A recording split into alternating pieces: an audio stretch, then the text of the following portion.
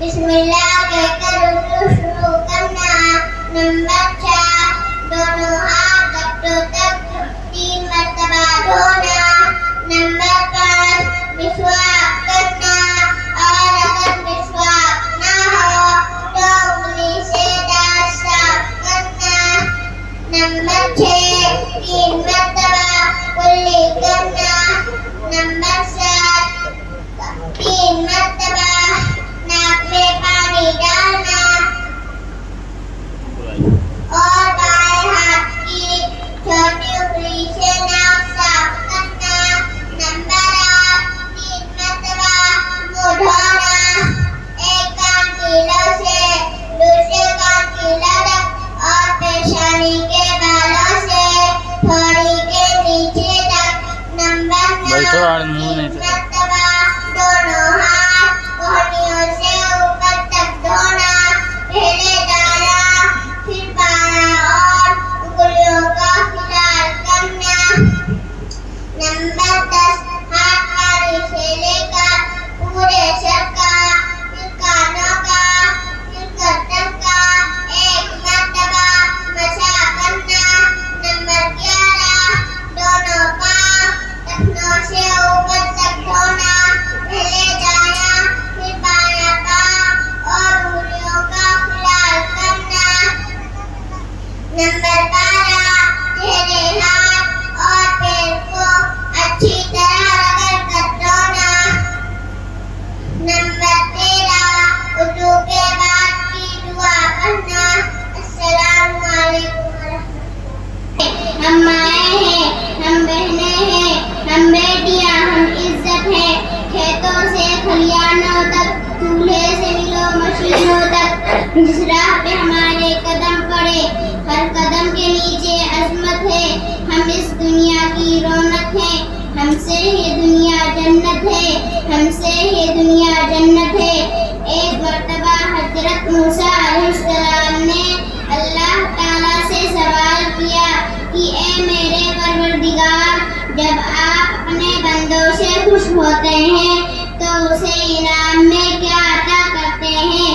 میرے رب نے جواب دیا کہ میں اس کو ایک بیٹی عطا کرتا ہوں. موسیٰ پھر سوال کرتے ہیں کہ اگر آپ اور خوش ہوں تو اسے انعام میں کیا عطا کریں گے؟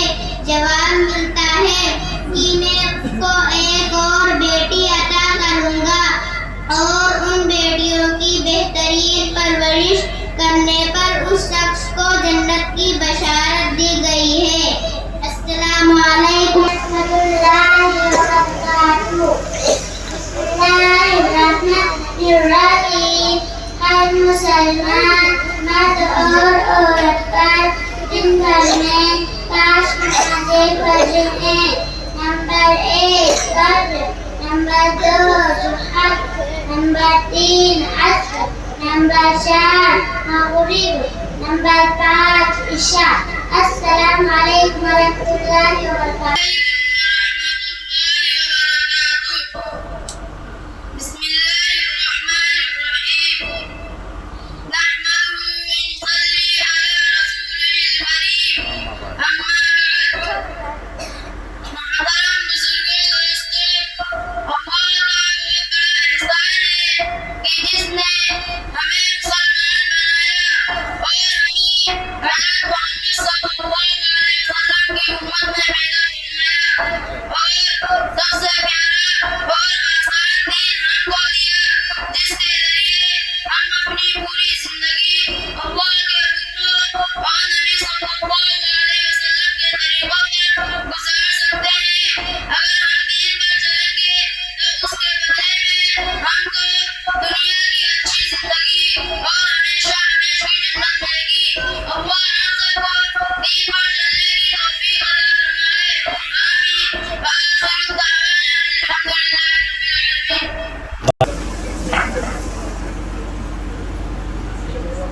السلام علیکم ورحمۃ اللہ وبرکاتہ.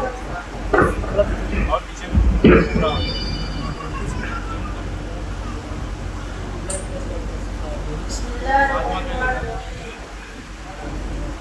الحمد للہ الحمد لله الذي علمنا ما لم نكن نعلم والصلاة والسلام على رسوله الأكرم وعلى آله وأصحابه المحترم أما بعد قال الله تعالى أعوذ بالله من الشيطان الرجيم بسم الله الرحمن الرحيم اقرأ وربك الأكرم الذي علم بالقلم علم الإنسان ما لم يعلم.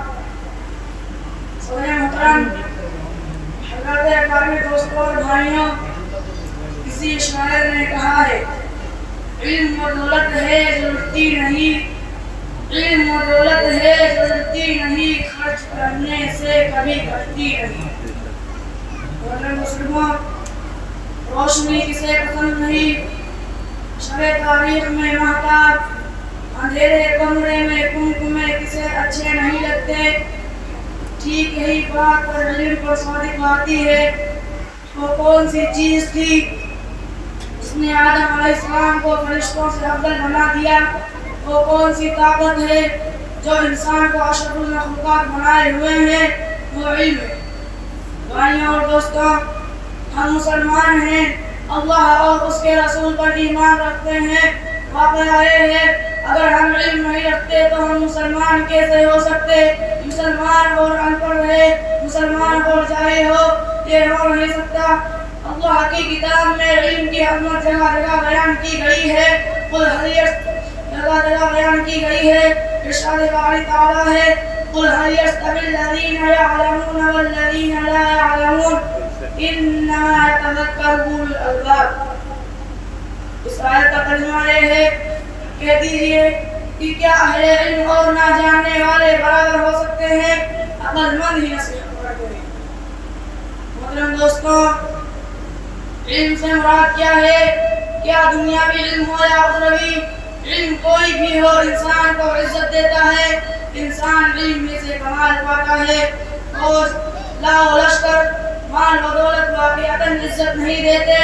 اس لیے ہر انسان کو چاہیے کہ وہ علم کے حصول کے لیے سرگرم رکھے. اگر آپ دنیاوی علم حاصل کرتے ہیں تو دنیا میں کامیاب رہیں گے، اور اگر دینی علم حاصل کرتے ہیں تو آخرت کی کامیابی آپ کا قدم چومے گی. محترم دوستوں، اگر آپ کچھ عقل والے ہیں، اگر آپ میں کچھ دانش مندی ہے تو آپ علم کے حصول کے لیے دوڑیں، چاہے آپ کو کتنی تکلیف اٹھانی پڑے. مصائب جھیلیں، تکلیف اٹھائیں، راتوں کو نیند خراب کریں، دیگر زحمتیں برداشت کریں، پھر بھی علم کے حصول سے نہ بھاگیں، اسی میں کامیابی ہے. دعا ہے کہ اللہ تعالی ہمیں اور آپ کو علم کے حصول کی خصوصاً علم دین کی توفیق عطا فرمائے. وآخر دعوانا الحمدللہ رب العالمین. باپ کا علم ہے نہ بیٹے کو اگر اصغر ہو، باپ کا علم ہے نہ بیٹے کو اگر اصغر ہو، پھر کسر قابل میراث پدر کیوں پر ہو.